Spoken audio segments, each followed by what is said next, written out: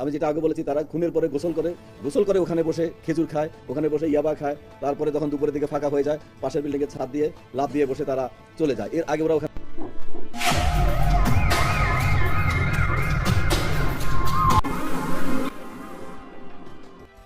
বাংলাদেশ আওয়ামী লীগের official Facebook page থেকে সম্প্রতি একটি পোস্ট শেয়ার করে একাধিক গুরুতর দাবি এবং অভিযোগ তোলা হয়েছে।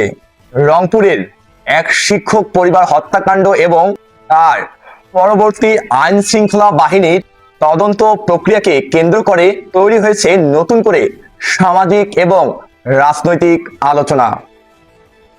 পোস্টটিতে ঘটনাটিকে স্রেফ অপরাধমূলক কর্মকাণ্ড হিসাবে না দেখে এর পেছনে গভীর রাজনৈতিক ছত্রছায়া এবং প্রশাসনিক অনিয়মের অভিযোগ তোলা হয়েছে।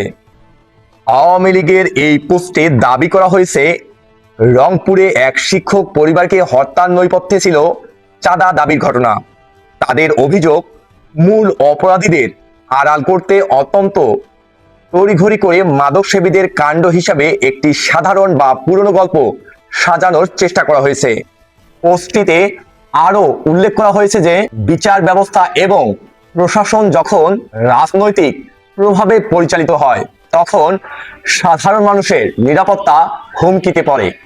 আসল সন্ত্রাসীদের বাঁচাতে কোনো স্ক্রিপ্ট তৈরি করা হচ্ছে কিনা তা নিয়ে সন্দেহ প্রকাশ করে অবিলম্বে এই ঘটনার সম্পূর্ণ নিরপেক্ষ তদন্ত এবং মূল অপরাধীর দৃষ্টান্তমূলক শাস্তির দাবি জানানো হয়েছে। পোস্টে একটি বিশেষ ছবির দিকে নির্দেশ করে প্রশ্ন তোলা হয়, গতরাতে তদন্তকারী পুলিশ কর্মকর্তার গায়ে যে পোশাক দেখা গেছে, পরবর্তীতে গ্রেফতারকৃত আসামির গায়েও ঠিক একই পোশাক দেখা যাচ্ছে। পোস্টকারীদের দাবি, এই নিছক কাকতালীয় ভুল নাকি পুরো সাজানো নাটকের সবচেয়ে বড় গলদ, তা নিয়ে প্রশ্ন ওঠার অবকাশ রয়েছে। সোশ্যাল মিডিয়ায় এই পোস্টটি প্রকাশের পর থেকে নেটিজেনদের মাঝে নানান প্রতিক্রিয়া দেখা যাচ্ছে।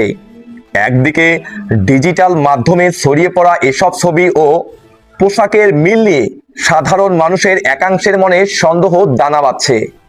অন্যদিকে এ ধরনের রাজনৈতিক অভিযোগের সত্যতা ও নিরপেক্ষতা কতখানি তা নিয়েও চলছে বিশ্লেষণ। একটি মর্মান্তিক হত্যাকাণ্ডের পর তদন্তের আসল সত্য বেরিয়ে আসায় এখন সাধারণ মানুষের মূল দাবি, নিরপেক্ষ তদন্তের মাধ্যমে কেবল জানা সম্ভব এটি কি নিছকই কোনো মাদকসেবীদের অপরাধ, নাকি এর নৈপথ্যে রয়েছে অন্য কোনো গভীর কারণ। আজকের মতো ডেইলি টিভি 24 এর এই প্রতিবেদন এই পর্যন্তই। ধন্যবাদ।